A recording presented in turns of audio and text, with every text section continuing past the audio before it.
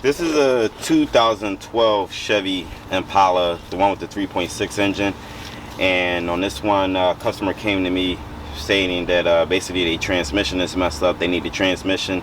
Damn near was great, give me the money for the whole job, but I told them, you know, I like to look at things before I say what's what or whatever.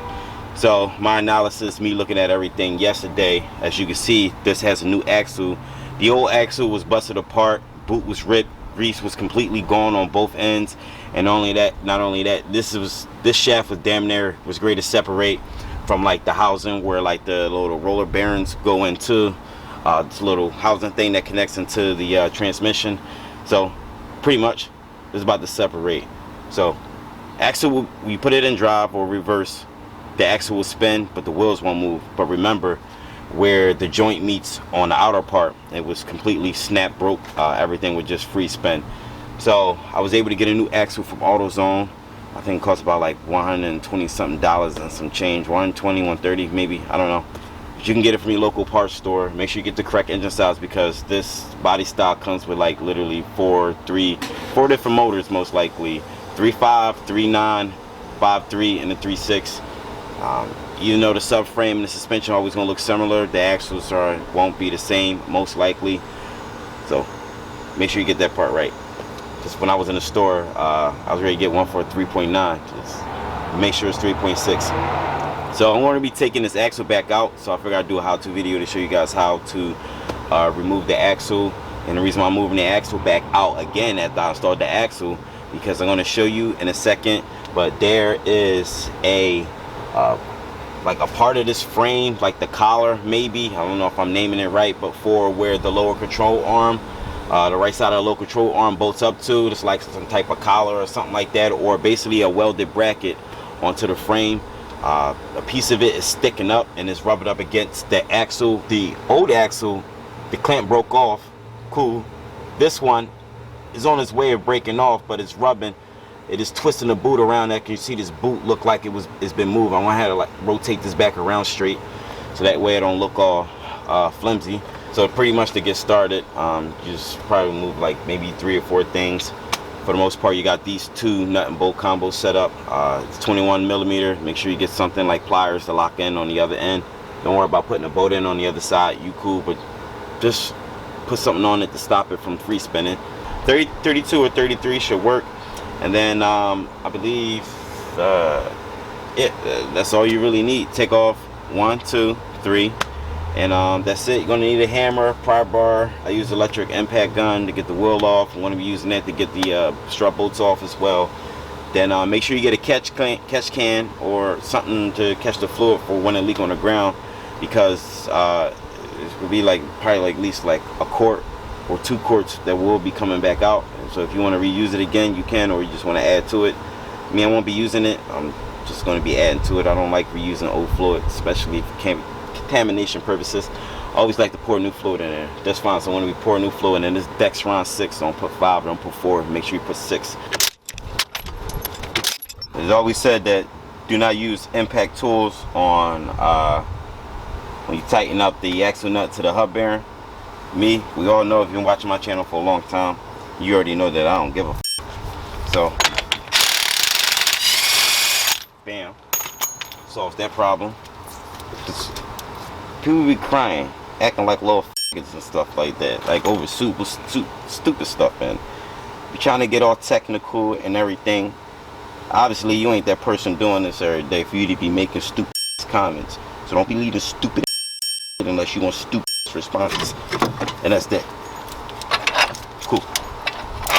So axle's coming out. Axle come out just like that. The next tricky part we're gonna be worried about, I want to focus the camera on in a second, is the other end of the axle that's stuck, that's locked into the transmission, because we have that C-clamp on the axle that prevents it from coming out the way it does. So I'm going to use a little trick with the pry bar and use my foot as well too. And I want to get the catch can to catch the fluid. I'm going to show you my technique on how I remove axles from out of the transmission and driveway. Just give me a second. If you was on a lift, it would be a lot easier, but obviously we ain't on no lift, so don't be, I don't want to hear the extra damnness comments and shit. That's all I'm saying. So I like to take the pry bar and you want to wedge in between the transmission and the axle itself. Do not focus on the transmission case side, because if you do, you will crack it. You focus on the transmission.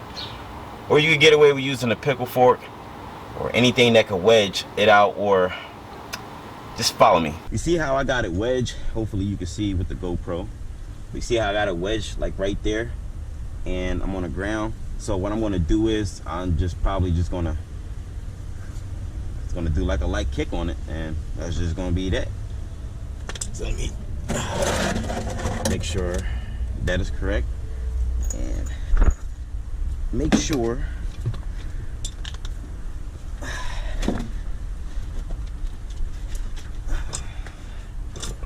all right.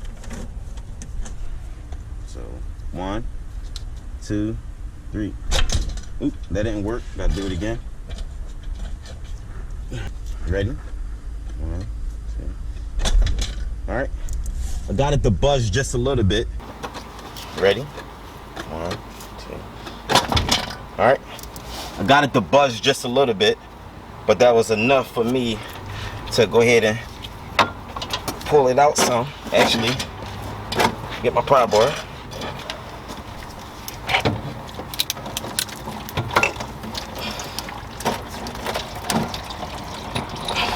And just let the transmission drip down. It's up to you. You can put something back in there to stop it, but I already bought extra 3 quarts of fluid. This part right here is what I'm talking about. This bracket goes for the lower control arm. You see how this side is flat right here, but this side is sticking up. This part is hitting the axle and destroying the boot at the same time. So most likely, of course, I'm going to take a hammer and bang it back down. And if that don't work, I'm going to heat it up, and then I'm going to bang it back down.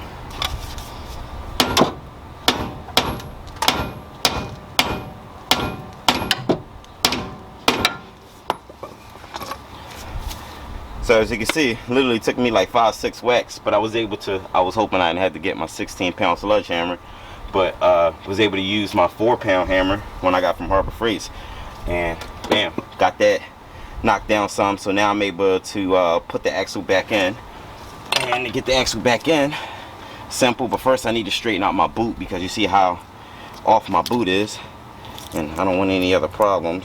So give me a second to straighten it out.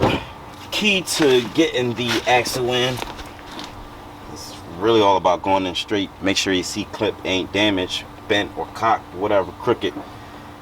Goes in a certain way. For the most part, you're lining it up straight. If you're jamming it in on an angle, you will never get it in there, and all you're going to do is just damage the transmission. So once you feel that it's straight and it's bottomed in a little bit, you can go ahead and start shoving it in. Just like that. See how I shoved it in? Only just a few tries. It didn't even struggle. Some cars are going to be a lot harder, some ain't. But for the most part, I was Gucci. Going back in so I can now finish assembling the axle. And if you want to disconnect your brake hose, you don't have to take off the caliper. Just separate it from the bracket that's onto the frame itself, and you'll be Gucci. And make sure that falls in the hole, and then you can just start connecting everything back together.